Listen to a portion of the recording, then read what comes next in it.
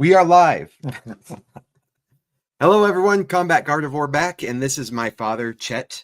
He's one of the best people, if not the best person I've ever met in the entire world. And I look up to him greatly. As you guys know, I've talked about him a lot. But I've invited him on the podcast, and he has come upon the how do I say this? Come upon the podcast grudgingly. No, I would say begrudgingly. Begrudgingly. Yes. But I dragged him on here because he had just done something that most of us will never do. He's a top 1%er. He is, oh, hi, Sandy. He is just, where was that? Atlanta, Georgia, returning from Atlanta, Georgia as a victor and setting the powerlifting record for his age group, right? For the set a new record for the American record for the bench press in the USAPL league. Heck yeah. And so it took a while, but since I've convinced him of going carnivore, he's mostly carnivore at this point. I would say like over 90% red meat. I'd say 95%. Yeah. And since then, and he has already been on a health kick before this, but since going carnivore, he dropped an additional like 15 pounds and his strength went up, right? What? 30 pounds. Since carnivore? Yeah. Yes. Oh, dang. Yes. So he's dropped weight and gone up in strength and went across the country to set a national record. And so I wanted to bring him along and tell us all about that, what it's like lifting weights as you start to get older. And I was watching a couple videos. I think it was Dr. Anthony Chafee and Dr. Sean Baker that after the age of 40, like less than 1% of the population can still sprint, can still lift heavy, can still do a pull-up, and it was like all these different statistics. So I wanted to hear from the champ himself what it was like. So introduce yourself. Tell us about you. Hi, I'm Chet. I'm in the 70 to 74 age group. I compete in senior Olympics in different states, and I have competed the last couple of years in the USAPL, United States Powerlifting Association League. I love doing it, and by the organic nature of having Chad around quite a bit, he was getting into the carnivore diet several years ago, and I just kind of acclimated to it. And as a result, I lost weight, and as I lost weight, I was able to pick up some strength and compete in weight classes that were less weight. So from the 170s to 165 weight class to 148, which is what I'm at now. And as a result, being as strong as I was when I was at 170, at 148, and even stronger, I was able to get to a point where I can compete nationally. So when I guess what you're saying is as you weigh more, the expectations and the competition is greater because the people who weigh more are able to lift more weight. Statistically, that's true. So you were able to lose weight and then gain strength. So yes. You did like a double whammy. Yeah, as a matter of fact. So well, it doesn't sound like much to me. All I had to do is for the USAPL is you can break a national record by a half a kilo. Okay, so and that's what I did. The week before, when I was in Wyoming and participating in the Wyoming Senior Olympics, I always look at that as a heavy lift before you take 7 to 10 days off before a competition. And I was able to bench press 225. So for most people who lift weights, 225 is not a lot of weight, especially for the big guys. But I was able to push that up, and that's what I wanted to do for the nationals in Atlanta, Georgia last Thursday, the 26th. But being 148 pounds and being almost 3/4 of a century old, that is a lot of weight. Most people would break down and their bones would shatter putting themselves under that much stress at that age. So that brings to bear a point that not a lot of people show up for that competition's easy. They don't. And there's in fact and I'll tell you why I went for the American record instead of the national record, which, by the way, I won the national competition too. Oh, Okay, so you're holding so 2 that's- medals. Yes. Show them the I medals. guess this is for, it looks like it's backwards, but this is for the national championship. And I didn't plan on winning the national championship, but I had to qualify in all 3 lists, in the squat, the deadlift, and the bench press, in order to be able to say that I had the American record for the bench press. So, so I just went there to compete and get the American record, which we did. And it, I would have to attribute the carnivore diet to a lot of that. That helps maintain strength and improve strength. Then I want to get back to what I had mentioned earlier, is that there wasn't a lot of people who showed up. So that's why when I go to these things, I want to set a record, and because the competition's pretty thin. And these there are only 2 other guys. There are other people in my age, but they're bigger. Mm-hmm. Okay. And but in our weight class, there's only 3 of us. And so and it was fun competing with them, but it'd be nice to have 12, 15, or 1 from every state. I happen to represent the state of Colorado. And I want to give a shout out to Rachel Crafts, who is the captain for Colorado for USAPL. She's been a lot of help. So, hey, Rachel, thank you. And also to Omar Torres, who's my trainer over at the YMCA here in Colorado Springs. So, Omar Torres and my son. So it took a village to get here, and I really appreciate it. And right now I'm gonna throw out a challenge to everybody in my age group to get out there and compete. Try the carnivore diet. And like anything else, if it's worth it, sometimes it's not easy, but stick with it, and you'll see some remarkable changes. And it doesn't take months, right? It takes a couple of weeks, and it's almost scary when you lose that much weight. Oh, like once you hit the carnivore diet. Once you hit the carnivore diet, and you hit that ketosis, and it's just burning fat, then your energy is coming from a completely different place. It's a lot more durable. You sleep better, and a whole lot of other things are different. I'm not sure I'm allowed to talk about it here on the show. You can talk about anything. It's the internet. So, and then in Des Moines, in a month, August 2nd, they have the Senior Olympics, and this is the first time ever that the Senior Olympics is hosting a national weightlifting competition. So I'll be there August 2nd, and I sure hope a lot of people show up, because it's good to go and learn. It's good to go and make friends and connections, and there's some really strong people out there. I just wish they show up and compete. Not about the winning. It's about getting through it and accomplishing different things. As far as muscle mass, you start losing that somewhere between the mid-30s and early 40s. And it's always been a goal of mine to stay fit for my family, fit for my kids, and fit for myself. And I'm doing all the talking. So no, that's what you're supposed to do. Yeah. The guest does the talking. So what else? It's fun, and it's a great time. And if you have any questions, you should shout out to Chad, especially if you're in my age group. And there's a lot of people in their 60s, but for some reason, by the time they get up to 69, 70, they drop out. I don't know if it is their bone structure, or I think it is.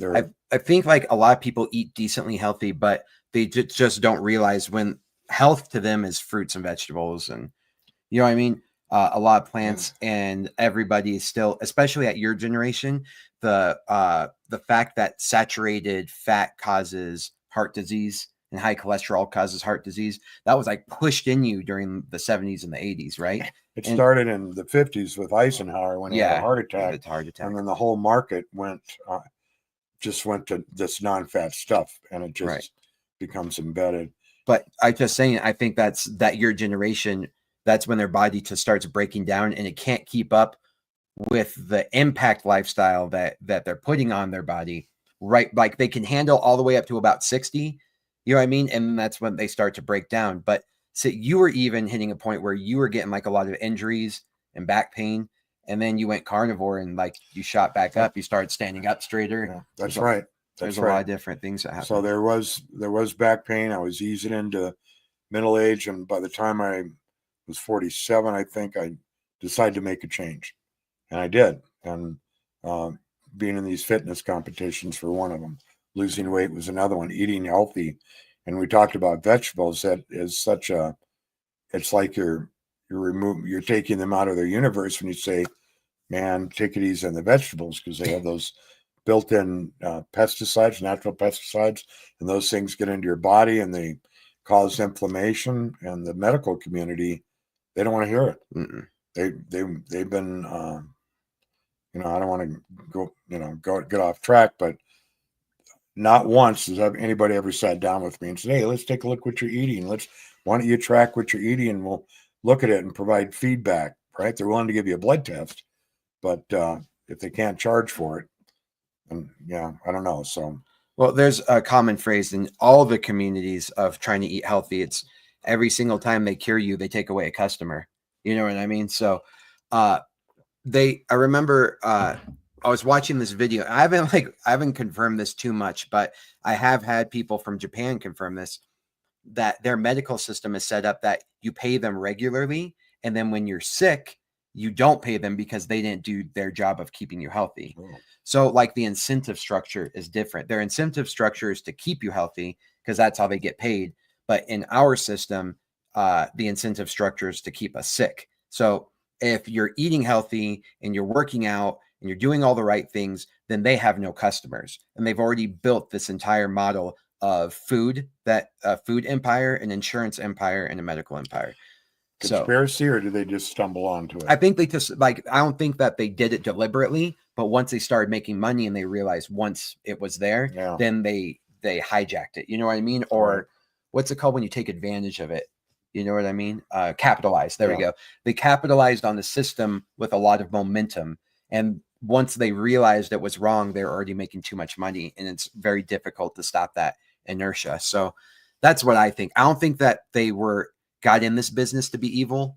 You know what I mean? If that makes sense. I just think that they are aware, a lot of them are aware that the wrong thing is happening, but they know that they're making money at the same time and they're not willing to lose it. I'm working with a couple of people, and I'll say this to anybody who's not on Carnivore: give it a shot for 3 weeks. And if you don't see the results you want, and we're not saying, I'm not, and I'm not a doctor, but if that doesn't sell you on it, I don't know what can.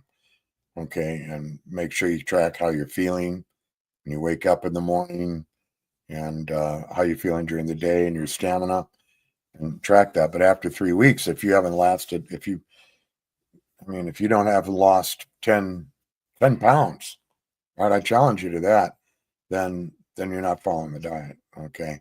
So if you have any weight to lose, and I'm working with a couple of people right now as a friend, and they don't want to give up those exceptions. Well, I got company coming over, or I didn't want to make anybody feel bad, so I had to have one slice of cake, and and it's not going to be easy. You got to work for it. Okay, you got to give up the cake, you got to give up the carbs, anything man-made, give it up for 3 weeks. Eat carnivore, and if you get sick of the meat, eat chicken, pasture-raised chicken, and eggs, and wild caught salmon, but primarily the red meat. It's got to be clean, grass-fed, grass-finished, completely grass-fed, grass-finished. Don't just buy the stuff that says grass-fed. Okay, so you got to watch that tricky marketing. Absolutely. So let's go ahead and back up now, because I just want to say, I met you when you were 39, right? Something like that. So before I was born, you were already an athlete, football player, state champ wrestler. So I just wanted to talk, let's do a recap of the life of Chet Myers in terms of athleticism. And I also want to talk about what your view of health has been throughout those years, because I want you to tell the story of like you're eating a sandwich stretch wrapped. You're like, this is healthy. It's stretch wrapped. What you have, since the 50s. So I keep knocking the table, shaking the camera. I think it was me too. I just hit it. But in the 50s, what was the target view of health? Like a healthy lifestyle or a healthy diet, and how it's changed like throughout the decades, how you became a state champ, how you're eating as a state champ. Was it a lot easier on the body? Like your body adapts a lot easier when you're 16, 17 years old. So like, can you you have some cool insight of everything that's happened since 1952. Well, I'll now that everybody knows how old I am. So You already told your age group. well, not everybody's good at subtraction. So. All right. So you might have to ask some of the questions always from the 50s as a kid. So if you wanted to be healthy what you're eating, you didn't complain. Okay, so that's healthy eating, right? Because my mom liked to use the fly swatter. My dad had this shirt at this. Well, it wasn't a reunion; it was a funeral, but it was like a reunion. But it's a wooden spoon survivor. Yeah, the shirt said "Wooden Spoon Survivors." So you didn't. I can't give you any input on that. In the 60s, it's all about TV dinners and convenience and putting them in the oven and then sitting around and watching healthy TV with your little TV trays that, oh, by the way, weren't very steady and they'd fall over and spill your frozen peas all over the place. But was that considered healthy, the TV dinner? Like, was there a sense of eating healthy versus not eating healthy? It was phrased as a balanced meal. Okay. So, you had your meats and then you had your potato and then you had your peas. You can't go wrong with that. But and back then, okay, they didn't have to label how much sodium was in there. They didn't have to label for ingredients at all. And then they started, now I'm going to get on. Then they started coming up with terms now that once you could read, what is it like to have 5,000 grams of sodium? Is that good for you? And so, because you didn't even know what to write it to. Then okay, my mouth is morning. You wake up and your fingers are stiff. So, where was I? But there wasn't you couldn't imagine that someone would sell food to you that was poison. No, so it wasn't even a concept, right? Nope. And so the FDA wasn't doing their job, or someone's asleep at the wheel. I'm not saying the whole organization, but somehow that crept into the food supply, right? And by the way, the FDA is funded by private resources quite a bit of the time, so keep that in mind. But then as the 70s came around and McDonald's was healthy, pizza was healthy, and that's what we ate. When you were so you were an athlete all growing up, right? Like baseball, yeah, football, what other sports? Yeah. Track and field. What did you do any track? I did a little track and field, but I wasn't that good at it. Short lace. Yeah. But I just remember you talking about the sports you did growing up, but you ended up landing on football and wrestling being like the big football and wrestling, and then catch up on my grades in the spring. So tell us what you were eating every day and how you viewed getting healthy. Like, was diet even a part of the regiment? Like, you know what I mean? Like the overall preparation for a game or for the season. Did you consider what you were eating? Did your coaches give you like, you got to eat this or you got to eat that? Like, how did you guys approach that? So what I remember in football, we had a small team, small Catholic school. So some of us had to play all the teams both ways. Oh, like offense and defense, special teams. And man, that was tough. But he would say, eat a lot of meat, eat a lot of meat, eat a lot of meat. Where then from football, it transitioned to wrestling, and everybody's walking around spitting, just to lose weight. Just to lose that water. So I weighed about 155 in high school, so I got down to 148. And so you're at your high school weight. I'm at my high school weight. Oh. So and then it was just eating grapefruit. That was your way to lose weight. And so when you got ready for a match, a lot of people were pretty weak. Molly's our regular visitor. Yeah, hi Molly. Hey baby. Yeah. So but there was no. Wait, why did they say grapefruit? Like, what was the grapefruit was a fat burner. Okay. So did you feel like it was a fat burner, or did you just do it? It was a stomach burner, but we'd do it and I'd lose the weight. But most of that was just running.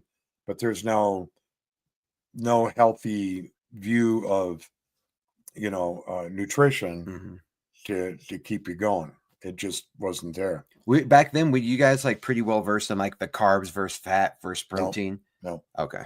No, that was no macros. There's nothing in there. If you went to home economics, you can learn that while we were sewing something. But no, that was not even part of the program. Nutrition wasn't there.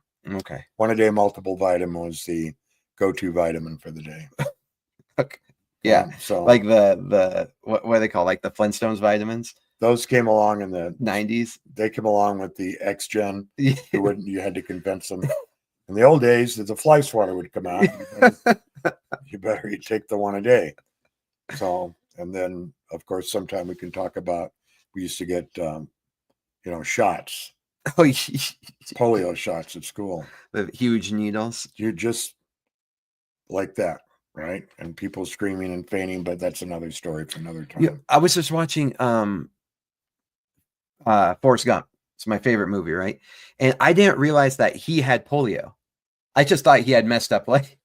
No, it's polio because of his legs. Yeah. Yeah, but I just thought he had messed up legs. Like he just had like a handicap. I didn't realize it was polio.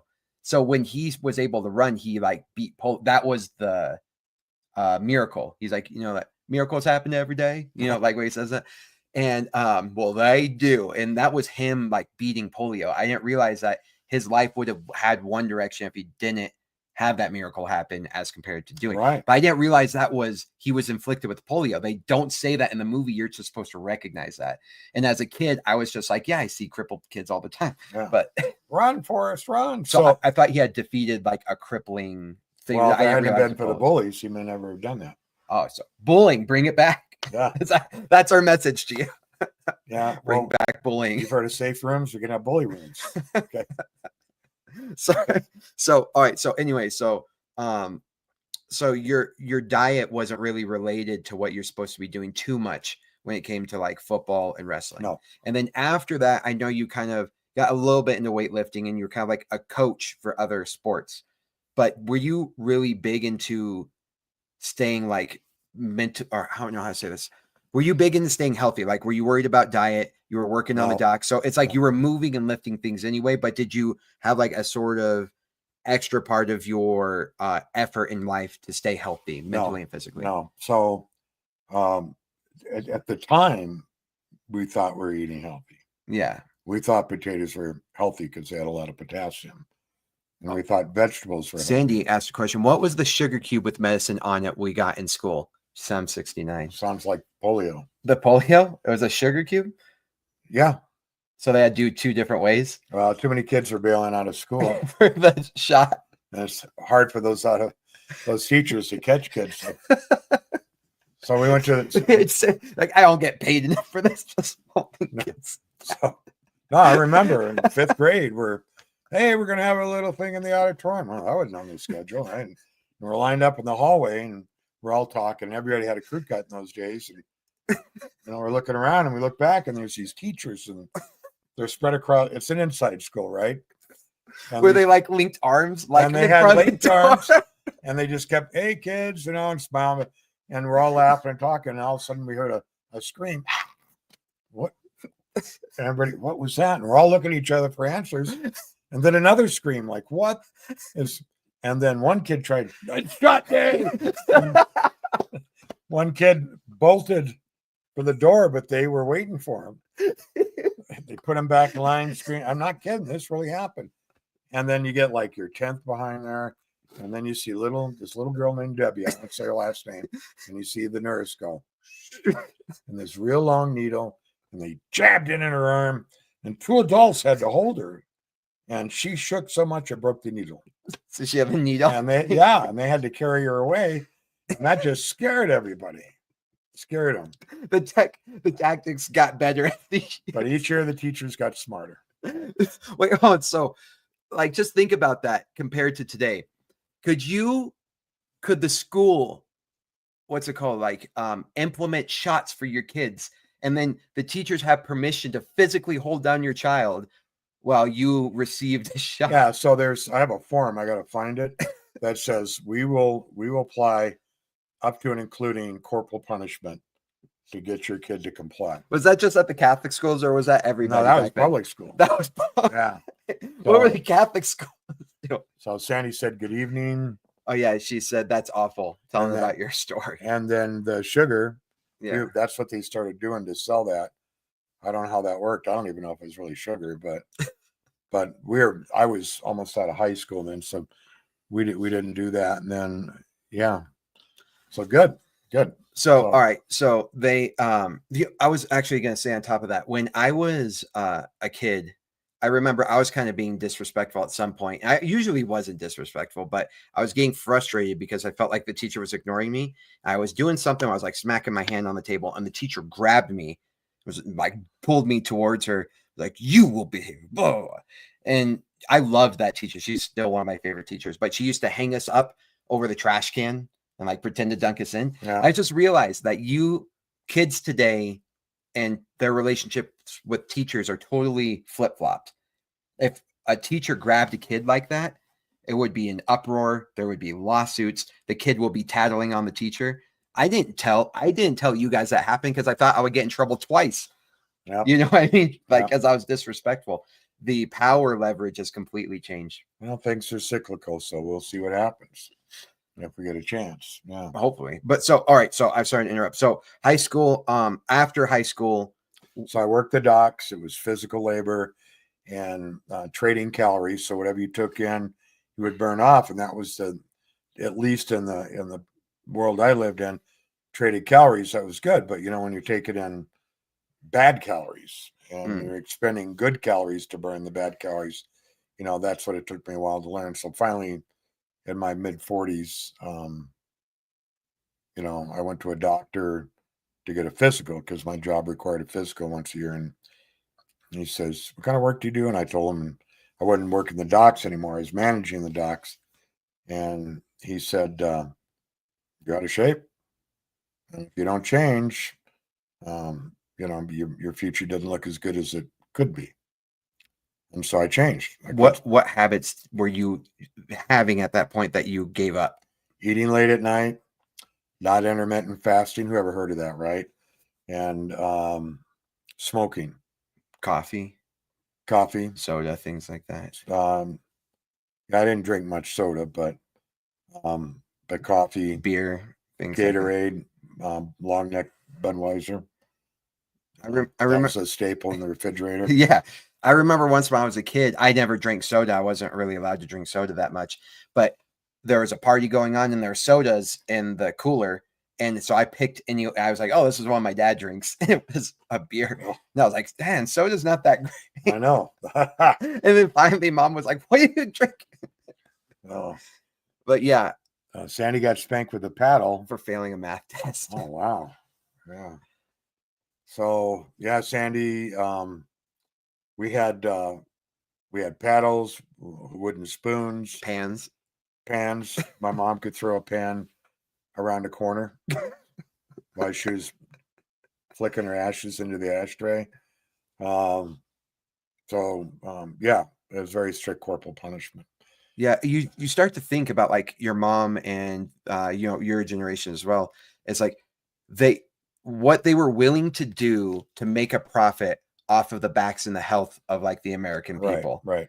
They didn't care what was happening to the public as long as they were making a profit. And then on top of that, they convinced you that it was healthy. And then on top of that, they were gaslighting you and blaming you for being unhealthy. So it's like, we know that we're convincing you to smoke, eating garbage food, doing this, that, and the other, watching TV, working in hazardous, toxic environments, but it's your fault for being unhealthy. That's right. We had sugar pops. Sugar rocks. Right? Yeah. And rock candy or whatever. Fruit Loops. So food coloring. I know. So you weren't like really physically active besides your job? Besides my job, no. Tell the story about like how you thought you were eating healthy with that sandwich. Which one? On the docks. Your friend was, what is that? Oh, so we had this. Is that the check wagon one? Yeah. Okay, so in the 70s, we're working the dock in this truck wagon. So I don't know what they're called nowadays, but it would be the gut truck, a food truck, or the gut truck would come around, and you could jump off the dock, and that's when you take your breaks, and people would order things. And so I think Chad's, I got a honey bun, not a sandwich. Oh yeah, but you're like, it's healthy. It's like, it's wrapped in something. Oh yeah. So anyway, it's made of wheat, and so we're sitting on the edge of the dock and swinging your legs and talking and drinking orange juice. So orange juice and an egg burrito, or orange juice and a honey bun. And I'm had the egg burrito, and then or egg sandwich. It was healthy, had protein and whole wheat, right? Not half wheat, whole wheat, and eating that, and this guy next to me, he's looking at me like really weird. I'm like, what? And he's just pointing at me, and I what? And then he points down at the sandwich, and I was down in the sandwich, and there's maggots crawling out of it. And I got sick because I dropped the sandwich, and then he pointed at my mouth. What do you? And I pulled the maggot out of my mouth. Then I realized that I ingested those maggots. So I'm not going to tell you what happened. Tell it. No. Story. No, I'll tell it. I puked all over, and these maggots are riding around and that stuff. And the guy next to me started puking. Well, and then he went home sick. I went back to work. Like if that happened now, there would be chaos, and there would be recalls. And You'd have to shut the dock down. For that generation, you just go back to work. No, I just went back to work, and the foreman came out, get back to work, and he's smoking a cigarette. Stop messing around. Goes, so who do I got to write up? So anyway, got in trouble. We all scrambled. Who made this mess here? So we threw kicks and dirt on it, and we went back to work. So I love that story. Yeah. Anyway, so in my 40s, started eating healthy after the doctor visit, and I remember the first push-ups you started doing. Like every day, I'm going to do this many push-ups, and then I used to sit on your back, and you would do push-ups. Yeah, so I'd have them sit on my back, and now I'm doing 250 push-ups a day, every day. 25 sets, 25 sets of 50, one set of 75, and then sometimes I do them offset. Sometimes I do them with 45 pounds plates on my back. Yeah, but it just started as like 10 push-ups in the living room. Oh yeah, that's how it started. Yeah, 10, and then get up and drink a cup of coffee, and spark one up, and then come back and do another. But anyway, we built up to where I was doing 75, 80, 100 push-ups at a time. Yeah. So, but that's where your fitness started. It's just switching your diet. Right. No more smoking, no more coffee, no more processed foods. If you cut that stuff out, if you just, there's several steps to it, right? But cutting out the bad stuff, that's huge. And then eating the good stuff, and then giving the good stuff a chance to do their thing. And what I mean by that is fasting, right? And doing your intermittent fasting, and then watch the foods that you combine, because you start combining foods. I've read that you could takes up to 8 hours to digest and get out of your stomach. So if you eat Chad eats mostly red meat, well, that takes anywhere from 2 to 4 hours based on your metabolism and how much you eat. So you don't want to put anything on top of that, because then you're either going to over digest. That's one of the things I'd learned is if you combine certain foods, you're going to under digest or over digest, and then you're not getting any benefit, right? You're not, and then you're just no nutritional value at all. Did you realize that when you started doing those push-ups and changing your diet, that would be like a 30-year-long journey, ending you up being in your 70s and winning national and American records? No idea. So, people think it's like this huge accomplishment to just make the change. You know what I mean? Yeah. But really, once you get on the right track, the momentum moves with you. You know what I mean? It's hard to get up every day and work out. It is. But the momentum moves with you because you're pushed, you're driven towards that. Yeah. That healthy lifestyle. I would say I'm driven now. That's and then the things that come into play is that initially it's your ego. Okay. And you're strong, you got muscles, right? And but then you start thinking, because you have kids and you have grandkids, and then you start thinking, I want to be around. And then I want to be around, and I don't want them taking care of me, and I don't want them pushing my wheelchair. Yeah. Right. And then or taking care of me in bed. That's not a life. So, I plan on of course, plans go awry. That's what happens with life. But I plan on being healthy, eating healthy, sticking with carnivore, and I like fish, so I'm not going to quit fish, but sticking with natural, clean stuff made by people, presented by people who really care about the industry and not just the dollars. So that's what I want to do, and I plan on competing because there's not a lot of guys in the age groups above me. They go all the way up to 99 and above. Yo, keep with it. But they're not a lot out there. So, but if you think about that, I mean, that's like 15 years from now. 15 years is a long time. From what? From you. To the 90s. No, it isn't. Not that old. Yeah. Well, 18 years. 17 years. Oh, okay. Yeah. Sorry, 17, 18 years. But I'm saying that's a long time. That's a long time of like spending time with family and working out. Yeah. So she says that carnivore 9 months here. Way to go, Sandy. I still drink black coffee. No sugar in it. No dairy. Nothing. If you're going to drink coffee, it's black coffee. Otherwise, well, okay. So I don't drink coffee, but I think mostly because I don't like the caffeine. Yeah. I don't know how coffee affects me in terms of like health, but I just know that the caffeine hits me hard. So I got rid of it. It doesn't me. It might be the metabolism, but it's never bothered me. That's good. So but 1 or 2 cups a day. I've never had really like because I didn't have soda growing up unless I was at like some fancy birthday party. Some mean parents. No, I love when I would every single time I saw a fat kid growing up, they had a lot of soda. It was like just this correlation I made.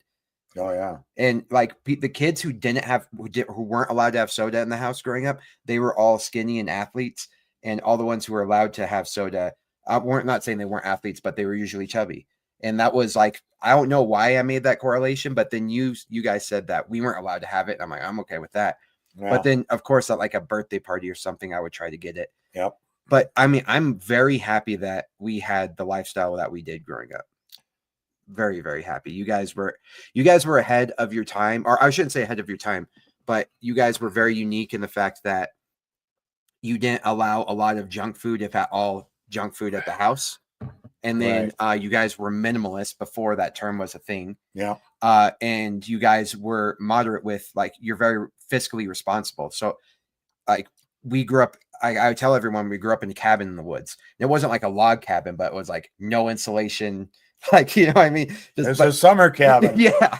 In the winter. There was, when we first moved there wasn't a heater and all we had was a wood burning stove. I don't know. It wasn't a very good heater, so we used the wood burning stove. And we pushed the heat down the hallway because we had to get propane pushed. Yeah. So out there in there was propane. If the guy didn't come, you wouldn't have any heat. Yeah, exactly. So, but I was just saying it was like because my sisters, they were much older than me. They moved out. And so it was just the three of us. And so you guys are like, well, why get a bigger house? It was a temporary situation that became a permanent situation. She said moonshine. But when you were drinking the water. That's water. That's water. Yeah, just don't drop any metal into it. It's the secret. It's a secret to lifting heavy. Moonshine. Carnivore water. So I was just saying, like, you guys didn't, just because you could have had a bigger house, you didn't have a bigger house, right? Wait, you with me? I'm reading. Oh, they're saying, how about having to sit at the table for hours after supper because you wouldn't eat your vegetables? Did you have to do that? I got pretty good at hiding them. So I had a brother with really poor vision, so I'd push him onto his plate. With the fork. We should have said he oldest boy. There's 12 siblings in the family, so you had 3 older sisters, and then you. I had 3 prima donnas. Okay, all right, and then myself. Yeah, and then all the ones after you. And everybody. So 12 of them, cheaper by the dozen. Yep, and a gas lawnmower. So what I was saying is my dad. You guys, I tell this story all the time, and you guys don't believe me, but you have to see it from my perspective. They would never tell me any finances, how much they made. They wouldn't tell me who they were voting for. They didn't tell me. Like, it was very private. And so when we were living in this little cabin, I saw kids who I knew were poor, who had bigger and nicer houses than us. Yeah. And I would hear them complaining about money. I'm like, well, like they're having a hard time financially. We must be having a hard time financially. And all the things he would say around Christmas. And so on and so forth. When we had a national record-setting hailstorm in Prescott, Arizona, right? And it just beat the crap out of my dad's car. And he had this gold Chevy Cavalier, and it was just like, it looked like, I don't know. Went to the sledgehammer fest. Yeah. Pay $1 and you get to hit the car. Anyway, he kept driving it for like a couple years. He's like, why? It works. It works. And so I always thought, I was like, that we couldn't afford new things. But instead, they were just being fiscally responsible. Little did I know that they had been set up. They had set themselves up very successfully in terms of like real estate. Like you had some pretty good purchase and sales. Yeah, we were pretty lucky. Yeah. And so what I'm saying is, like, from my perspective, I never ever asked for anything. When we were in the store, I never asked. The only times I asked for things were like Christmas and my birthday, right? It's like, oh, Christmas is coming up, I'm going to ask for that. But I knew never. Where are those toys now, right? Yeah. Well, so yeah, the Game Boy. The Game Boy. Rollerblades. I use those rollerblades forever. Must have or die. And my bike. I used my toys until they were. Bought him a little motorcycle too. We had the long darts, the yard darts, the ones that went illegal. Yeah, the ones they outlawed. So it's funny, they can outlaw lawn darts, but they can't outlaw all sorts of other stuff. But we're not going. Okay. And then he actually, my dad, I was in Scouts, and we were big into archery. Yeah, I'll tell. And so my dad got bale of hay. We got some for my birthday. We got a bow and arrows, and we had an archery range in the front yard. Yeah, and that's why we lived. That's one of the reasons why we lived in the woods, right? Yeah, so we could do those things.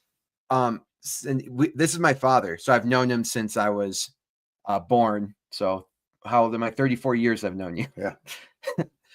So yeah, this is my dad. Like I was saying, one of the best men, if not the best men who's ever lived.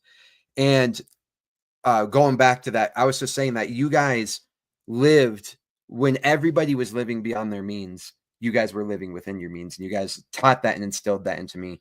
And I think I've gotten to do a lot of cool things because I haven't put myself in crazy amounts of debts and buying things that I couldn't afford. Yeah. I never wanted or needed a nice new car. I've never owned a new car. I've always gotten used and things I could get beat up and I wouldn't get upset, like the Jeep and the Honda Pilot and things like that.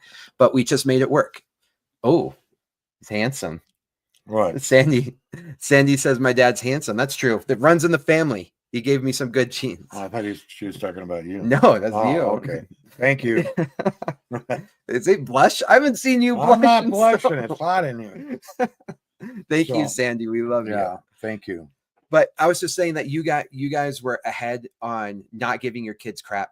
You guys were ahead on not trying to buy things, not trying to buy happiness. You guys were big on creating experiences instead of buying things, and so on and so forth. Right. And I like you guys, I had that as a childhood, which is super rare. It's one of the things I loved about living out in the woods. When other people are like, I just want to buy a cabin out in the woods. That's like their dream. I'm like, yeah, I've done that. I was raised on that. Yeah. And we would see the game trail, and we'd see antelope, deer, mountain lion, cougars, raccoons. Yeah, tarantulas. Yeah. Hyena. Javelina. What did I say? Hyena? Yeah. Hyena, javelina. Yes. Hyenas, we eat the dogs, so we outlawed it. Yeah, there was no hyena around, but yeah, the javelina. So back to the archery. Archery, yeah. So I said, okay, we set up a bit, and you point this way, not towards the street, not towards the house, not towards the neighbor a block down there. I already know what you're point this way. Don't. Okay. So what happens? I come outside and he has this little friend over, Tyler. Where's Tyler? And here he's got it back like that. And where's Tyler? I go, put the bow down. And up Tyler's head comes up from behind the bale of hay. What? What? Come over here. Give me that stuff. And that was it. I did so many things out there unsupervised that I cannot believe I lived. And then there's this neighbor, Jay.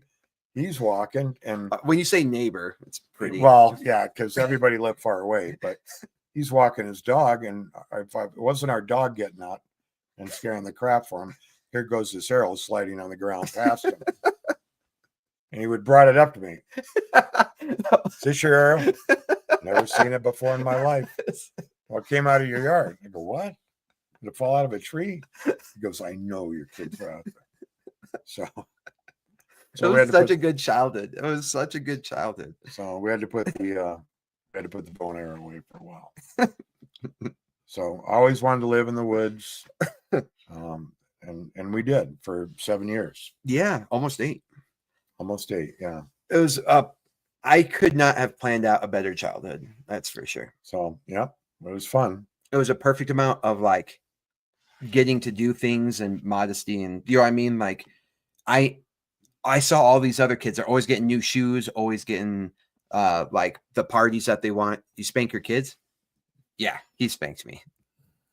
Connoisseur. Not very much. No, mom spanks me more than anybody. Your mother did a lot of spanking. Yeah. No, but I think appropriate punishment is extremely important for raising kids, and we've gotten to the point where we like negotiate with kids rather than there's no negotiation. Kids need structure, they need boundaries, they need emotional boundaries. Do you see a mountain lion or an African lion or a tiger negotiate with their cubs? No, they snarl at them and club them. That's how they're going to live. So, but we can't drift into that because there's different trains of thought on it. But one time I remember spanked Chad, if we're supposed to talk about it, he went over to Ace Hardware to do something, and he just ran in front of the traffic. And here comes this old codger in his pickup truck. That the brakes aren't working. They're squeaking hard. Oh man. So anyway, I spanked him for that, but never ran out in front of anything again. That's back when you could spank in public. In public. Nowadays, you go to jail, straight to jail. Yeah.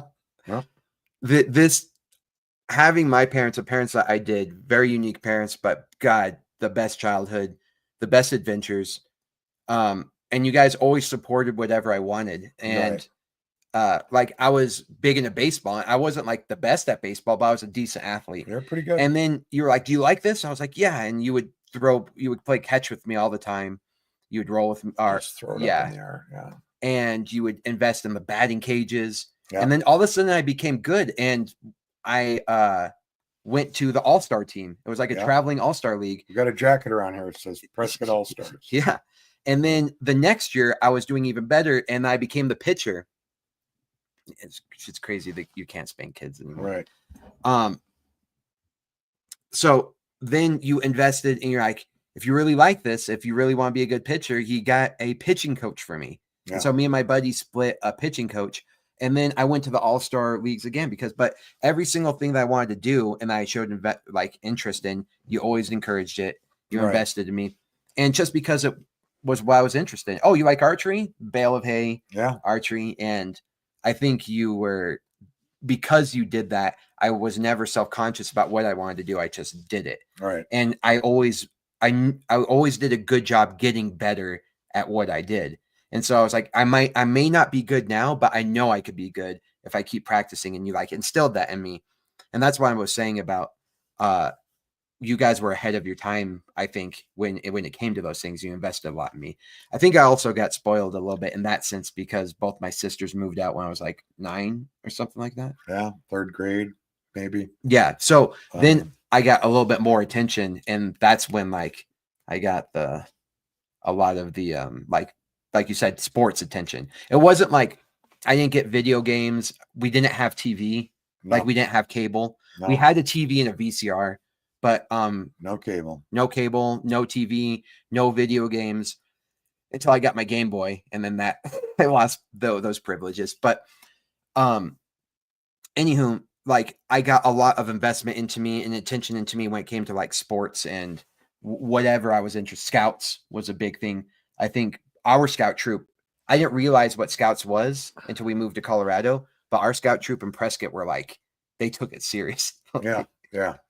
So anyway, it was a good childhood, and you had me involved in all those things growing up. Is my mom alive? Hope I'm not. No, yeah, my mom's alive. Very alive, very present, very strong. She plays pickleball. She's very competitive pickleball. But she's carnivore too. She is carnivore. Yeah. She is a reason why I was able to finally convince my parents to try carnivore. Because without getting into too many details, she was having some health problems.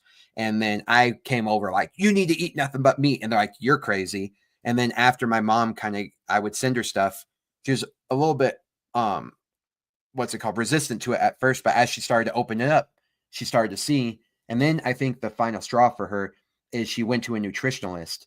And after what the nutritionalist told her, she was like, you don't know what you're talking about. Right. Tried out the carnivore diet and her health problems went away. Yeah. And that's why I echo again, give it a shot for 3 weeks. Whoever's watching, if you need a change, you cannot get heavy by eating clean protein. It's impossible.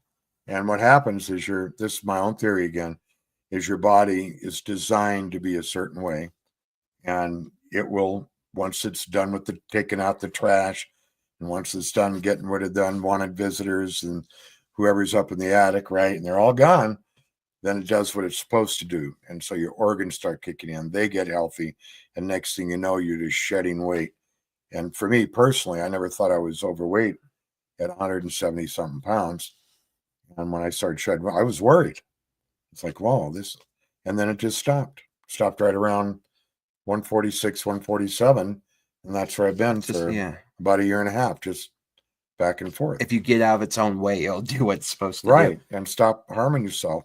Sandy says her pain was all gone by day 2. What? We don't realize how much chronic pain we're in until we're not in it. You're like, oh yeah, my shoulder used to hurt, Right. And I used to walk differently because my knees were hurting. Now I can walk normal. Well, Sandy must have a great metabolism. Yeah. So a lot of people would be envious. That's one. For me, that's exciting to hear. The reason I was laughing, and we got a little bit away from what we came here to talk about, which is what this podcast is all about. It's just hanging out. But you said throwing away the trash. I said that was one of the first stories you told me as a childhood memory. It's like you should tell them about you throwing away the trash when you were a kid. Okay, so we had my dad was this in Phoenix, by the way? It was in Old Phoenix. Okay. So my dad, so this is the 50s. Okay. So my dad was a fighter pilot. I graduated from West Point, and my mom was Irish. That's all I have to say. Irish Catholic. And by the time I could remember things, I already had 7, 8 brothers and sisters. Remember, we had 12 kids. Yeah.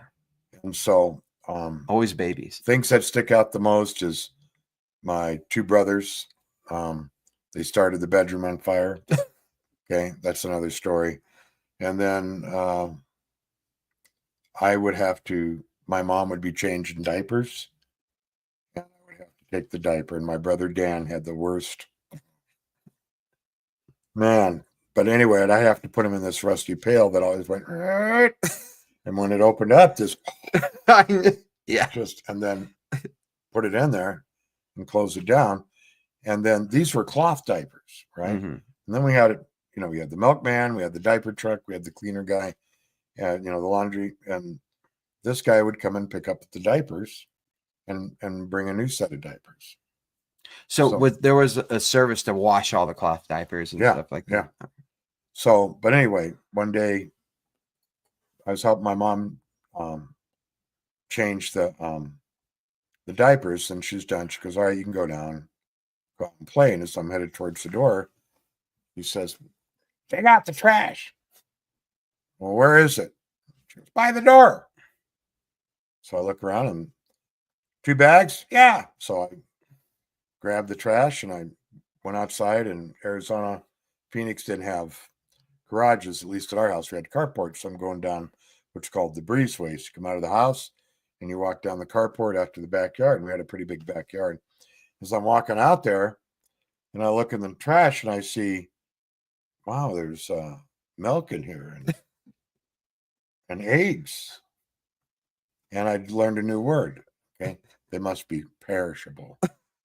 So they must have spoiled. So Okay, so out to the trash I go, and I get to the gate, and it's a big double gate. So set the trash down. Got to climb up, unlatch, and then swing with my body and get the gate open. Scoop up the trash and go outside. And so those days they didn't have the politically correct "don't make a noise" plastic garbage cans. Yeah. These things were victims of the garbage man.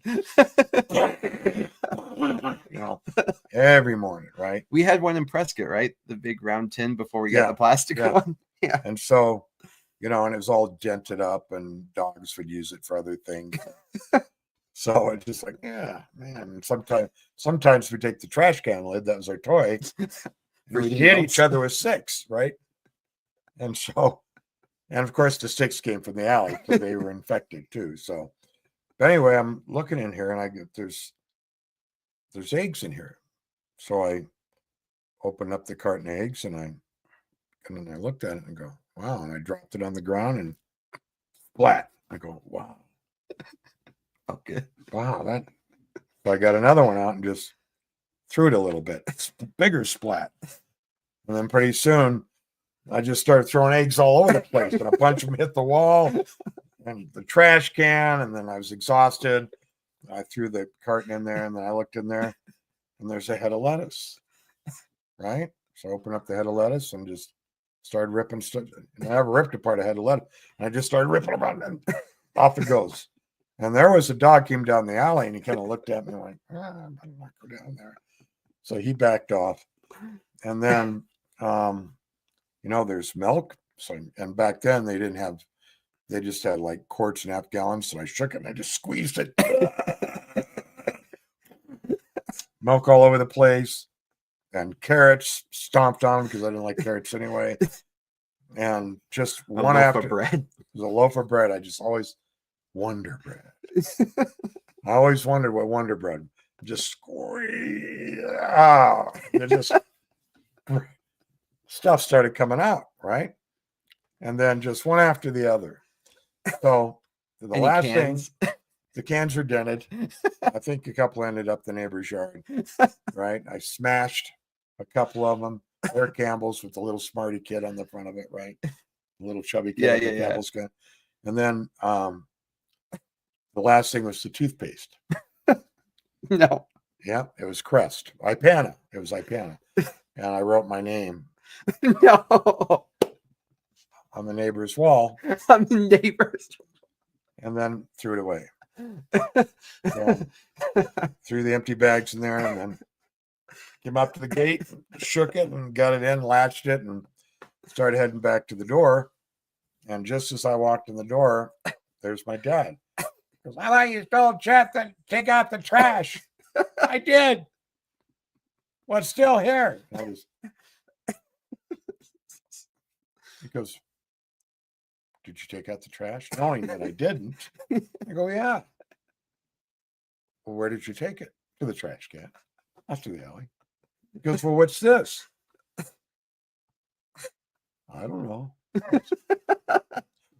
Your go-to, right? I don't know. It's trash. Grab it. And back in the back room, my mom's going, what's going on? So I grabbed the trash, and we head back out. I'm thinking, oh my God, I just got rid of all the groceries. And my parents believed in corporal punishment, right? So, oh man. And I just was dragging my feet. I stopped to tie my shoe 3 times. Right? Try to make that walk as long as like possible. Hopefully a dog will come by and lick everything up and go away. Your imagination's wild, right? So get to the gate, and he opens it up. He goes, all right, out here, we should be able to get everything. And he just stops talking. And it's like he saw the Holocaust, right? World War III's done, and he's looking at it. He goes, what the hell? And I never heard him say hell before. What the hell? He goes, what happened here? I go, I don't know. I saw a dog down the alley. He goes, the dog did this?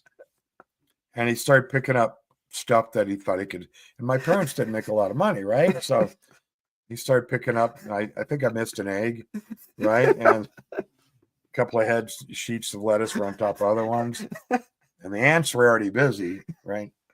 And I go, Dad, and he goes, I know you did it. Why? How do you know?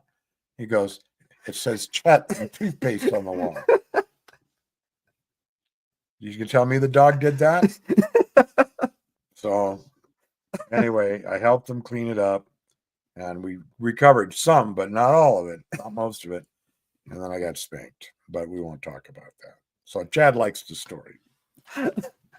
I just know what it's like to be a kid and like, ooh, I've always wanted to do. I know. Wonder the critical thinking is just not there whatsoever. No, the frontal lobe had taken a day off. But you know, the family was strict, and if your parents told you to do something, then you did it. Yeah, you didn't ask questions. So you got in trouble for saying what? Do this. What? What? Oh yeah, you didn't. Yeah. So anyway, the core of today is to be healthy, right? To eat healthy, and think positive thoughts, and there are frequencies out there that are negative and positive, and go with the positive or stay neutral. She said the dog was smart, like Mr. Ed, the talking horse. The horse is a horse. Yeah, I remember Mr. Ed. That was a great show. Sandy, I'm gonna catch up on what Sandy was saying. She was saying that her uncle was a fighter pilot in the Air Force. I see that. Yeah. What year? I don't know. Probably World War II. And then, she already knew. She said the food wasn't trash, because then she say like, "Where are the groceries? Yeah. They're by the back door. I know, what's the trash doing?" And so, yeah. So I think I love that story so much is because when you would tell me stories about you being a kid, it made me realize that you weren't perfect at one point either. Because I always viewed you as perfect, and so it's like, okay, when I make mistakes, I'll be like my dad one day. Yeah, well, there's three types of people, right? There's Muhammad, Jesus, Buddha, smart people. They already got wisdom. And then you got the few Poindexters in school who are really smart, and they never get in trouble because they don't do anything. They just read and whatnot. And that's good too, because the world needs people like that. And then you got smart from scar tissue. Scar tissue. I got a lot of scar tissue. So yeah, there's funny stories. I like to share them with Chad once in a while. I like them all, but it just made me realize like being a kid's okay. I think because mom was really strict. You guys were more strict than most parents. That like, yeah, you make mistakes and you get punished and you get over it. And you learn and you grow on. I think being a kid is really important to formalizing what you're going to be like an adult. So if you have happy memories and wholesome memories, then you'll be a happy and wholesome person. And you'll know how to deal with conflict and that sort of thing. That's true. So, Sandy said, love the great relationship you two have. Oh, thanks. I really appreciate it. So I do. It's a good time. And that's another reason to be healthy is so you can be around to see that. So Chad has kids, and I take the kids out today. I took one, and we went to get Carnivore pizza. Carnivore pizza. I can't help it if it came on bread. It's up to him to eat the cheese and the meat. It's his birthday coming up, so we're relax. So I would say I'm 95%, and I save the other 5% for special times, but I'm not in the habit of making exceptions. Okay, because that just gets you in trouble. It does. And when you're the refrigerator, you just got Carnivore in it. When you go shopping, you're out of there. You don't have to be looking at cellophane. What's in these moon pies to see if they're healthy with you. Got any maggots in them? Oh, yeah. That's one way to learn not to eat at the gut truck. I didn't eat at the gut truck. I brought my own food. And the guy who ran the gut truck, he was a Vietnamese pilot. So when Vietnam fell, the United States brought him over and taught him English and gave him food service business to operate. And so I haven't seen the guy I was in the 70s, so about 50 years. Yeah. Well, what else do you want to talk about?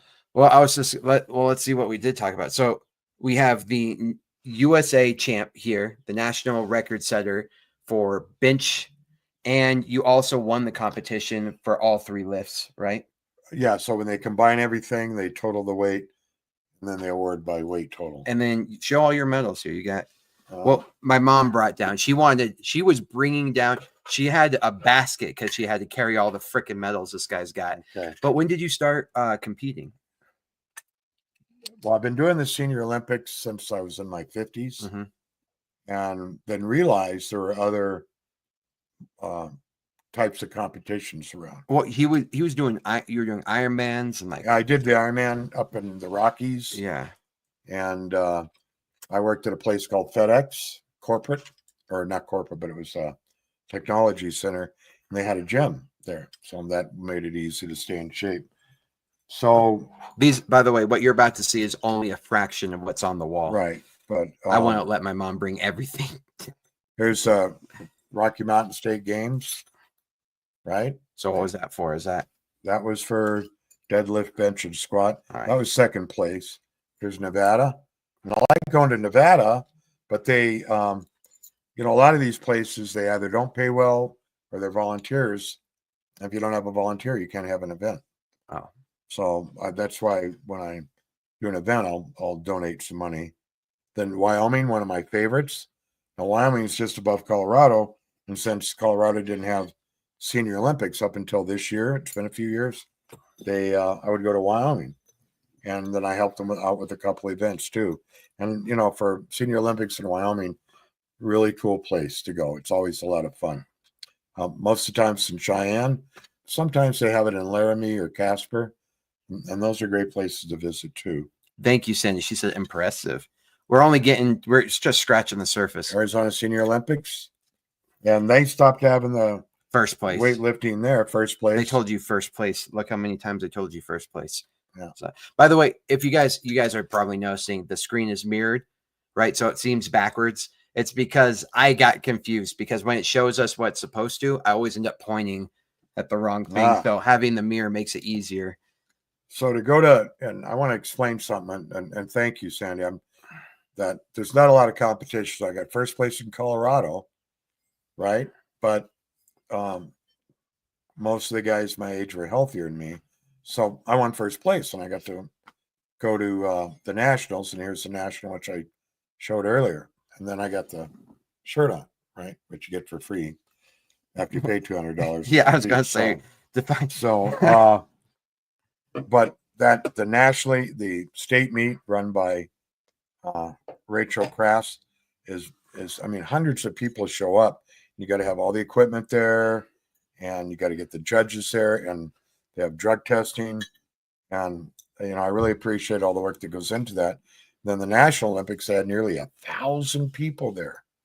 1,000. They had 4 platforms. So if you wanted to go look at it, you could go look at the 2025 Raw Nationals USAPL Atlanta. And then they have a couple of sessions a day, and they have 4 platforms. So each video is 4.5 hours long. Wow. So I'm in session 2 on platform 4. And, but my plea is for everybody, for people my age, men and women, is to get healthy and go out and compete. I've never seen anybody made fun of. Everybody's always trying to help each other. People have helped me and taught me, and now I'm passing that on to others. Yeah, no one has ever, I've never seen anybody in real life. You see it in movies or TV, but I've seen no one in real life ever criticize someone for trying to get healthy or trying to get in shape at any age, any size, any, male or female, whatever it is. It's like everybody supports somebody doing better for themselves. Right. And it's like, it doesn't matter where you are in the journey, because everybody in a journey has started it somewhere. And so when you're in your 60s, I know you've talked about people starting in their 60s trying to get in shape. It's like, I've never been in shape. I'm going to try now. It's never too late. We talk about that a lot in jiu-jitsu. Like, we have people starting in their 50s and 60s. And one guy I met started jiu-jitsu in his 70s. And like, to see his transformation at even age 70, really changing his diet, changing his body. But remember, I think you met him, Juan. He's from Puerto Rico. I might get into jiu-jitsu. Yeah. He's a good guy, Tito, but he went carnivore, and then he got the balls to pick up jiu-jitsu in the 60s, late 60s. And he's won competitions against like 30-year-olds. Really? Yeah. So I've seen him fight a 30-year-old and win and they were both blue belts. So a 30-year-old blue belt, and he won, and he wasn't moving faster than the guy, but he's more calculated and he was stronger. You know what I mean? Yeah. Oh, and yeah. won. And then another guy he went up against was a little bit older, in his 40s, and they like tied it out. But anyway, I was just saying, like, he started late. Yeah. He started so late and went carnivore, and he's just an incredible testament to what you can do once you start eating healthy. Like, once you start treating yourself correctly when it comes to diet, when it comes to mental and physical health, and when it comes to spiritual health, the Right. drastic change that comes over you, no matter where you are in your journey. Nutrition comes in many forms. Yeah. So you got spiritual nutrition. You've got, we touched briefly on frequencies.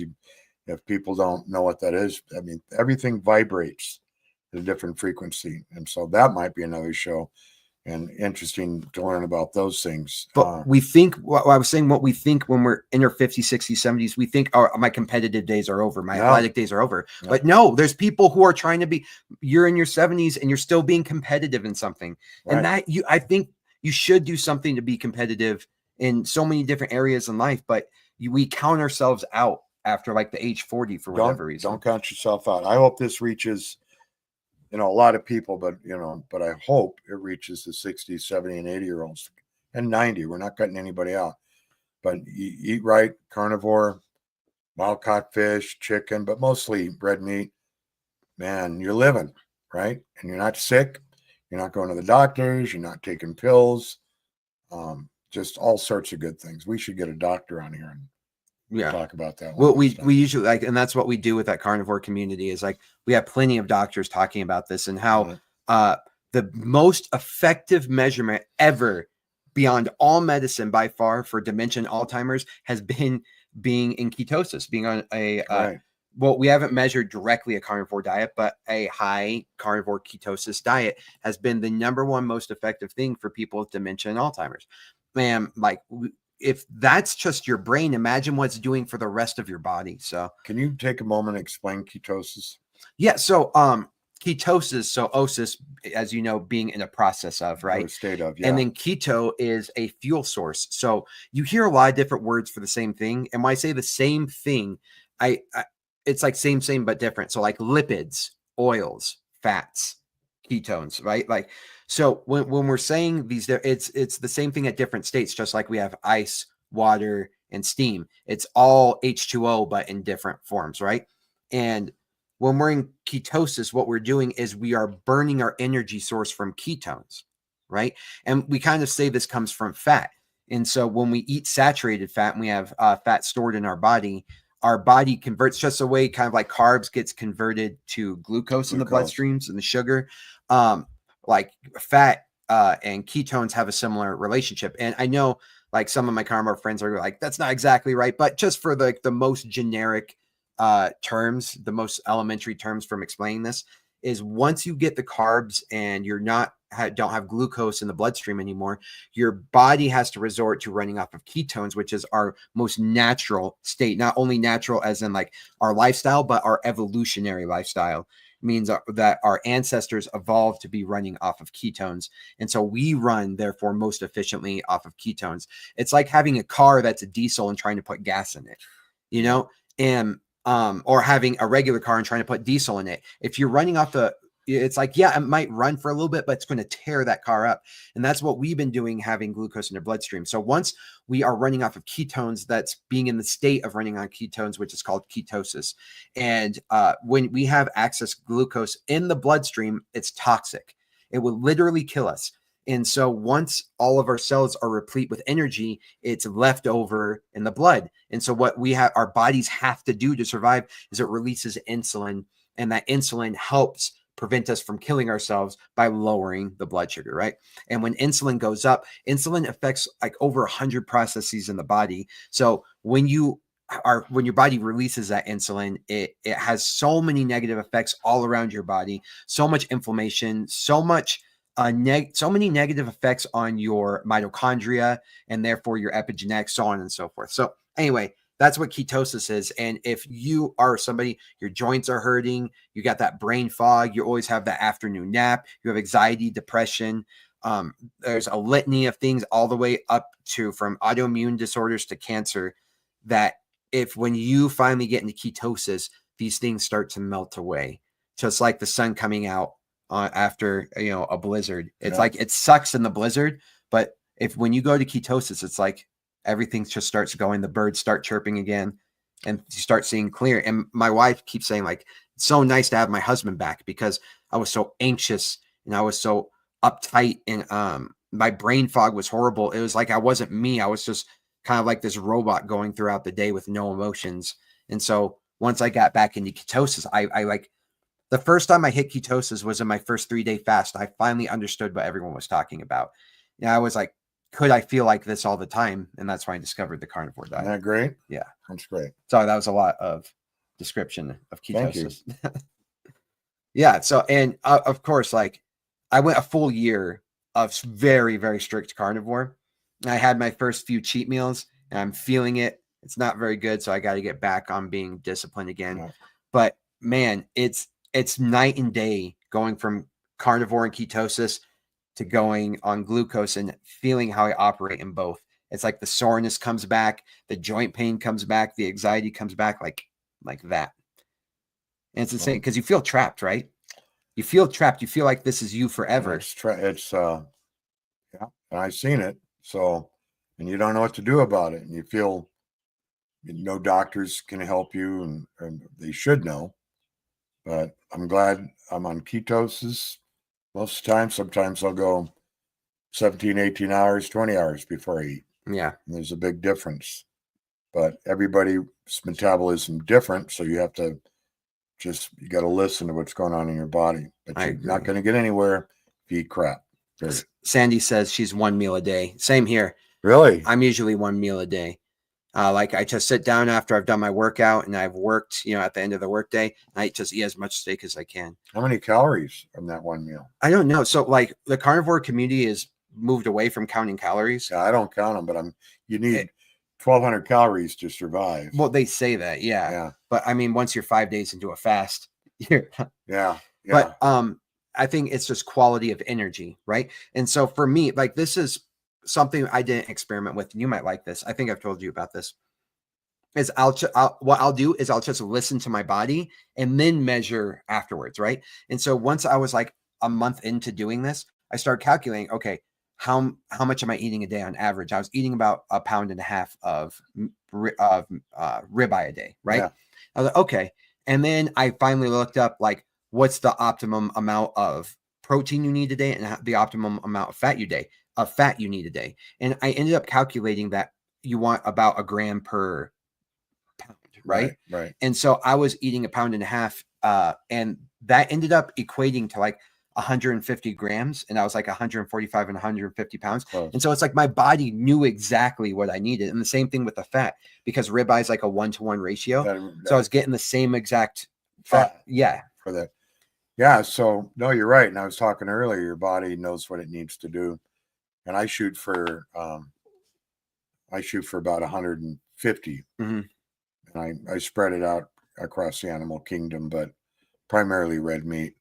I keep looking at the screen, not up here. Yeah, no, Sandy said she lost 60 pounds. I love the engagement. So always engage. Thank you so much, Sandy. Wow. So she's lost 60 pounds and she only started 9 months ago. Wow. So you're talking about like, what's that, like 7 pounds a month? Just consistently. But like, and as she keeps doing it, she's only going to get better. Her body's only going to be running more efficiently. So thank you for telling us your story, Sandy. Yeah. So when I work with 2 people now, and I said, it's never about counting calories, even though you need a certain amount, and I understand fasting, but Sandy, that's fantastic. I hope you're feeling better, and it just would be great. Maybe you ought to come on the show and talk about how you're feeling. Yeah. So do a split screen and wherever you're at. Yeah. So 60 pounds. In 9 months, and she's 69. So like, she's not doing this in her 30s. You know what I mean? She's doing this in her late 60s, like a badass. A lot of people. So this trainer I have, I don't know if we'll run out of time, and this is to Sandy's point, is when I first went in there and you get on this machine and measure your body fat and muscle pounds and all that. But I had, and I'm pretty healthy, right? And I had like 2.5 pounds of visceral fat. I go, well, what's that? I mean, I know what it is. He says you should be about a pound. I said, shouldn't I be 0? He goes, no, your organs need some fat on them in order to operate, kickstart them, so to speak. But now I'm down to 1.25. Yo, so, even better. And so I've lost 30 pounds, but and from Carnivore, so I'm starting as 168, and today I'm 146. So in a year and a half was another 20 pounds. Because when I competed in Arizona, I think it's this one. I competed in the 165 weight class. So yeah, so I mean, measurably 20 pounds in just competition weight. Right. So I'm lifting more weight, but I'm over 20 pounds less. I have she loves beef trimmings. I love that. I do a lot of bone marrow. That's like one of my favorite things. Putting the bone marrow on the steak to melt like butter into it. They call it God's butter, the bone marrow. It's so like, especially if you're eating like a lean steak, you put some bone marrow on there. So good. But I did something similar. So you guys know I'm a jiu-jitsu guy, right? Speaking of which, go check out, if you're interested in starting jiu-jitsu, or maybe you're new to jiu-jitsu or you're white belt in jiu-jitsu, I've put up my entire BJJ intro course and intro. It's like, I think it's like 100 videos on there, but taking you from knowing nothing about jiu-jitsu to making you probably to like blue belt level at jiu-jitsu in all the major positions. And so anyway, if you go to my page and you subscribe, you'll see all the playlists. It's all organized. I'm trying to make it better and better each day of how I organize it. But anyway, my jiu-jitsu career, I was at 160 when I started being competitive, and I dropped weight to get to 160. And then as time went on, as I started working out more and cutting, I ended up getting back to 150. I just sat at 150. It was this perfect weight for me. And then I went carnivore. And then I got all the way down to 140. Yeah. And I was like, whoa. And I was strong. I was still as strong as I was, like I felt like at 160. Different weight class. And man, out competing in the 145 weight class, but still feeling like I was as strong as 160, which I think I was, because I was doing more pull-ups and push-ups than I was then. Man, I felt like I started dominating the competition space. And so, like you said, you're able, the expectation almost becomes less because you're smaller. And so it's like a cheat code to get stronger and smaller at the same time. Right. And then so I holding these because everyone's bigger than me, right? Everyone's bigger than me in the room. And so if I'm able to manhandle these guys who are 230 pounds or whatever, by the time I handle the 145 pound guy, I'm like, no, like it feels like it's cheating. The ones who get me are the super limber, what's it called? The Gumby guys. Gumby. No matter where you grab them, they just wrap you up and tear your leg, and you're, damn it. But here, give me 1 second. Sorry. Dog was getting into something. Her tail was wagging. Yeah, that worries me. No, she's fine. Yeah, come on. She always every single podcast she's made an entrance. Oh yes. Oh yes. Oh. Go put wood in the fireplace. So. All right, get out of here. You got to push her now, or else she'll stay. Okay. So, all right. Well, all right. Thank you so much, Dad. Again, we're doing another recap. So, started off not knowing anything about nutrition, just trying to be as athletic as you could, and then getting into nutrition later in life. And then that's when you've really exceeded as an athlete. And we kind of skipped over when you were younger because you're a state champ wrestler, you know what I mean? And you're a football all-star, that kind of guy. And so as life, we see these ups and downs where you think you're kind of like past your prime, and then you find something else that intrigues you. And then you start setting records. It's really cool. Not only we kind of focus on carnivore here just because that's the novel idea, right? The new thing that's hitting that we're all like, what? Food is poisoning us? But the idea is to live an overall holistic lifestyle. And like for me, I always say steak, strangles, and stoicism. And what I mean by that is like eat a species appropriate diet, right? Which is the carnivore. Strangles for me is jujitsu, but it doesn't have to be jujitsu. And what I tell you guys is do something that's going to push you past your limits physically every day. You know what I mean? Something that reminds you that you're an animal. And I'll say that in a second. And then stoicism is something that satisfies the spiritual part of your life, right? A lot of people do that religiously, but I encourage people to take on like a practical life philosophy that challenges you in those situations where you start losing your temper and you start, you're challenged at work or whatnot. Stoicism is this practical life philosophy that you start giving yourself mental reps. So to back up again, and I've said this to you before, and tell me what you think of this. Every single day, do something that satisfies the animal part of you, the reptilian part of your brain. You know what I mean? That you're an animal on a very difficult earth trying to survive. And that's Right. what your biology and your physiology says. Then do everything or do something every single day that satisfies the fact that you are humanly unique. Or sorry, yes, uniquely human. Meaning do something every single day that another animal can't do, like art, like music, like writing. You know what I mean? Something that expresses the separation between you and other animals. And then do something that makes you humanly unique. And what I mean by that is do something special for you that's different than every other person on the planet. What do you bring to this existence of humanity that is unique to you and special to you? Right. And that might be a type of art form, that might be whatever it is. And so for me, I think that is satisfying the soul. Like, when you journal, that's specific to you. You know what I mean? In Stoicism, when you talk philosophy, when you talk politics, when you talk that stuff, those are your opinions that you've developed over a lifetime of unique exposure and environments. So that's, again, steak, strangles, and Stoicism, but it doesn't always have to be steaks. You know what I mean? Maybe the carnivore diet includes fish or chicken or eggs for someone. Stoicism, maybe it's, like Taoism or something, something that puts you on the right track to have emotional regulation. And then strangles, like for me, like some people do sprinting. Some people work out really heavy. Some people do jujitsu. Some people do Muay Thai. You know what I mean? Then you have David Goggins, who just decides to put a ruck on and run 100 miles. And but something that puts you beyond the challenge. You know what I mean? Right. So those are my tenets. You know what I mean? That I try to stick to. What do you think about those? And do you live by those? And whether you consciously thought about it, and what would your takeaway be from that? I do. I wouldn't say reinvent myself every day, but every day, I ask, how can I be better? It's one of the first conversations I have with myself, and being a good person may mean dynamic. You might be at the store and help somebody who can't see, or help somebody under their car, or pick something up, or show somebody something.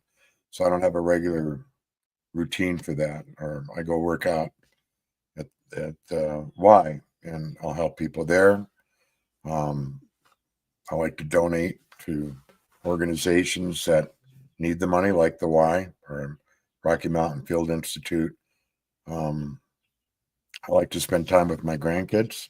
So if you asked me 10 years ago, 20 years ago, I might have given you a different answer. But I think every interaction they have with people, remember I talked good memories, good people, good lives. And I think whatever's coming in the future, having a balanced approach to things and being strong emotionally is going to help with that future, whatever that is for people. I'm not sure I'm answering your question. I want to get better. So at weightlifting, so I've got this draft of, I want to go out and break the world record for my age. So I'm not the strongest guy, but for my age and weight. And so to break the world record, I have to bench press 60 more pounds for a 148 pounder. And if I don't make it in the next year, then I got to do it in 75 to 79, which the record there is 242. You can do it. So I can do that. So right now I'm just creating this plan to get there, and it starts next week. What else? So real quick, Sandy says her 52-year-old son and grandkids take jiu-jitsu, which is awesome. By the way, it's one of the best things out of all the martial arts and sports I've done, jiu-jitsu has been the most rewarding. And it's a family. It could be a family sport where everybody can go. It's funny because when you say it's a family sport, I want to capitalize on that. Because like when you do basketball, it's like, if you've never played basketball before, it's like, well, I know how to run. I have some general hand-eye coordination with my hand, and I can run across. And you ask your 5-year-old kid to do it, they don't have that coordination. You know what I mean? And so you would develop in your basketball career much quicker than your 5-year-old, right? However, in jiu-jitsu, everybody's like a toddler, because no one's done it before. So it's like you and your 5-year-old are advanced. And in fact, you're looking at your 5-year-old like, how'd you do that? They're all limber. Yeah. And so it's a cool place where the whole family can grow at their own rate. And it's a really cool thing. She says, I think either you or I sound like Dr. Kiltz, but by the way, we love Dr. Kiltz. I've done a couple interviews with Dr. Kiltz. I love the guy. And he's so nice. You know, the first time I met him, he was like, contact me, maybe we'll do something. And so every once in a while I'll message him, and he still remembers me and my family. And he's so nice. He asks about the kids because he was the officiary. How do you say that? The officiant, right? Yeah. The guy who married Steak and Butter gal, so Bella, and her husband, and who else was there? Dr. Anthony Chafee was there, right? Todd was there, and that's where I met Todd. I fell in love with Todd there. But anyway, Dr. Kiltz was there, and so he remembered my kids running around the ranch and stuff. So he's a real cool guy. That's where you went to that convention, right? Yeah, the Carnivore convention. Yeah, up in Wyoming. Yeah.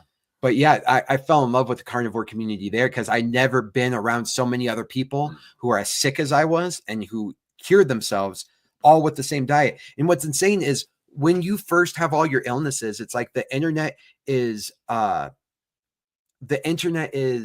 against you almost. You know what I mean? And so I'm looking up all my things like online. I'm talking to doctors, and everyone's making you sound like you're crazy. Like we have no idea. Internet, yeah. We have no idea what's wrong with you. We're going to have to run these tests and give you this mess. And then you go up to a carnivore convention, you found out that all these people have these same symptoms that you've had. And they've been like keeping us from each other. And you're learning about like 80-year-olds who are like crippling, asking for death, who are now up and about every single day. When is the next convention? There's a few of them all over. I'll have to look, but we'll go to the Wyoming one together. That was a lot of fun. Oh, you found me on with Dr. Kiltz. So I was with Dr. Kiltz. Yeah, he's a great guy.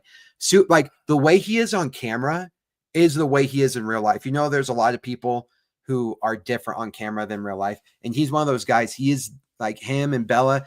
They're all just genuine people. They're not there to make money or to be a fake personality. No one's getting rich off convincing you to be carnivore. No. You know what I mean? So like, they don't have to put on a personality to make money. We do this because we hate the fact that so many other people are suffering and they don't know what's going on. If I could have looked online and found somebody like me, or found somebody like Todd, or found somebody like, what's his name? Oh my God, I can't believe I'm dropping a bomb on his name. Homestead Hal, Trace, not Tracy. Oh my God. If I'll think of it here in a second. But if I would have heard those stories from the get-go, maybe I would have taken away 8 years of suffering, 10 years of suffering. Journey altogether. Yeah. So I think it's like almost a moral duty to embarrass yourself and put yourself online to tell everybody, you know what I mean, about this diet. You're not alone. And I also look at, if you got a healthy America, then America has a healthy future. I think so. So RFK has been doing that. And he talks about how when his uncle was president, JFK, you know what I mean? It's like he was very big on making sure that the youth was healthy. Yeah, he started the president's America's Fitness Program. Oh, Carrie Mann, thank you so much. Oh, that was going to bother me.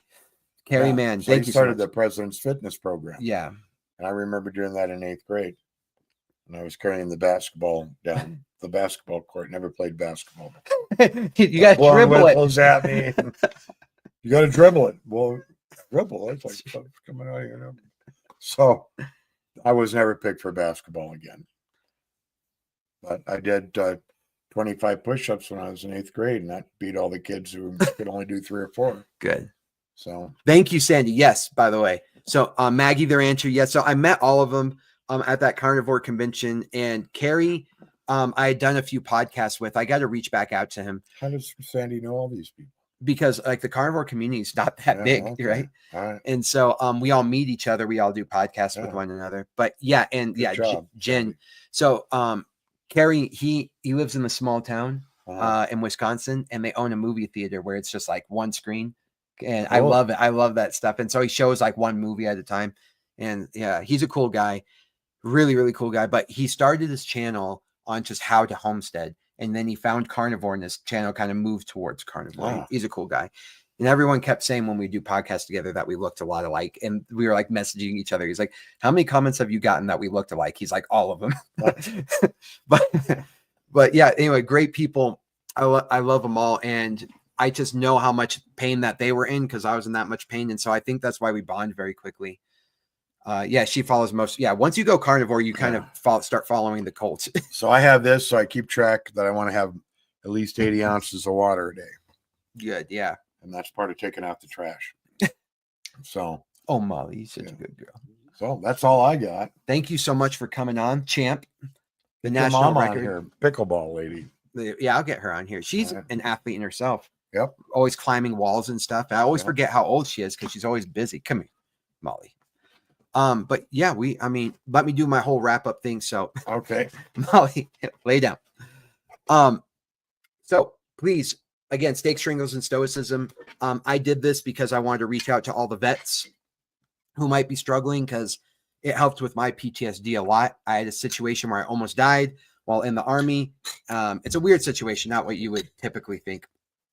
And anyway, I've always suffered from like this PTSD and anxiety, and it didn't go away until I found carnivore. I spent 10 years trying to figure it out, trying every fad diet, trying every fad lifestyle, drug, whatever to fix it. And anyway, carnivore was literally the only thing that cured me. Stoicism and jujitsu, steaks and strangles and stoicism, right, were the things that kind of kept my heartbeat going that entire time. So that's why I started this. If you're one of my jujitsu fans, remember to go check out all my playlist of all the jujitsu I said out there. It's for you and it's for free because I want as many people doing jujitsu as possible. I honestly think it's the best comprehensive introduction to jujitsu that's out there. It literally takes you from being in the car and walking you in the gym, what to expect, what to look out for. And if you've never done jujitsu before and you watch this intro course and these other courses, you will be light years ahead of everybody else in the gym that's trained the same amount of time as you. In addition to that, reach out to me if you're looking to get into the content creating world, because I have the connection to some badass editors, and him and I are partnering up, and he wants to expand his business. And so if you're paying too much for editing, or you want to get involved in editing, or maybe you're spending too many hours editing, I have guys who can help you. So reach out to me and I'll get you editing at a fair cost. People who are doing this because they love it. They love carnivore and they want to help out. So reach out to me for that.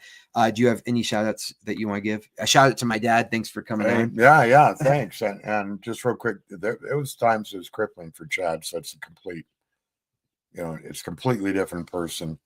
And if you got any questions about weightlifting and you want to get into that, let me know. I play other sports, but this is the one I'm into now. And maybe I'll do a YouTube channel on the journey to breaking the world record. I think you should. Or just keep coming on my channel.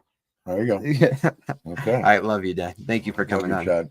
Thanks, everyone. Love you so much. Don't do drugs and don't eat vegetables. Sandy said, cute dad. Thank you. Love you guys. Thank you, Sandy. Love you. All right. Good job, Chad.